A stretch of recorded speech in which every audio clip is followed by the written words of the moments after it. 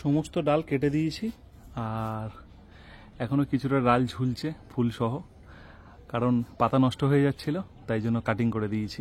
শুধু কাটিং করেছি বললে ভুল হবে, একদম রুট টুট কেটে ছোট করে শিকড় ফিকড় কেটে এইগুলো সব মাটি বাদ দিয়ে, ম্যাক্সিমামটা কোকোপিটের উপরে ছিল, নতুন করে বসাবো। বসানো ছিল এই 16 ইঞ্চি টবে, টপ ফপ ফেটে গেছে।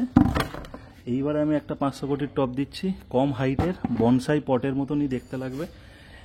কি হবে জানি না, বাট দেখা যাক কেমন হয়, সেটাই আপনাদের দেখানোর। এই টবটা ব্যবহার করছি, ঠিক আছে।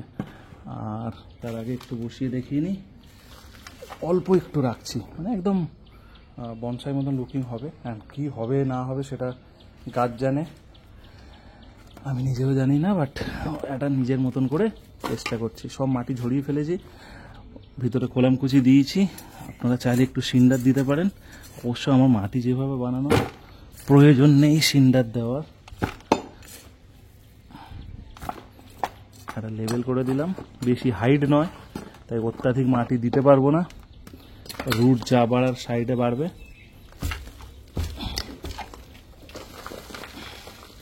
আরও কিছুটা মাটি ঝাড়িয়ে নিলাম, আরও কিছুটা শিকড় কাটিং করলে হতো, গাছটাকে তো বাঁচাতে হবে, প্রচুর শিকড় আছে কিন্তু, ঠিক আছে। চলুন ভরপুর এবারে ভালো করে মাটি দিয়ে দিই।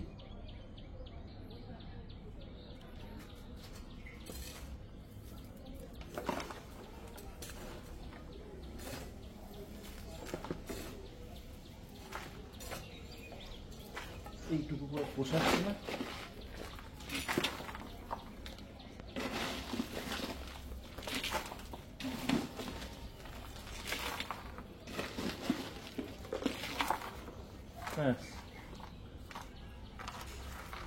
চাইলে এটা হ্যান্ডিং করতেও পারি, আবার নাও হ্যান্ডিং করতে পারি, সব কিছুর মাঝখানে থাকবে।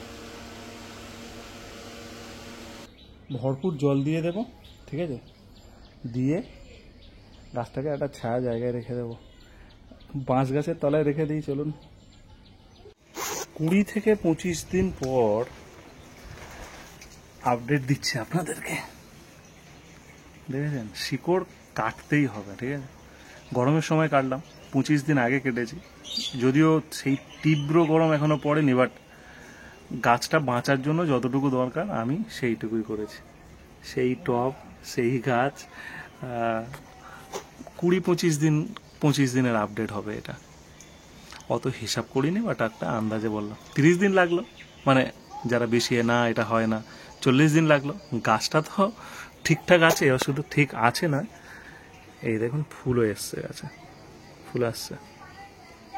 আর যদি কেউ ছোট রাখতে চান, এরকম মুখগুলো কেটে দিলে ওই ব্রাঞ্চগুলোই বাড়বে, এই কাছাকাছি থাকবে। আর বছরে একবার ভালো করে কেটে ছেটে দেবো, আবার ছোট রাখবো। কে বলেছে হবে না? সবই হবে, সবই হবে, হচ্ছে তো সবই। একটা আপডেট দিই ছোট্ট করে, হচ্ছে তো সবই, ঠিক আছে। আর বেশি দেখালাম না, টাইম শেষ শর্ট ভিডিওর।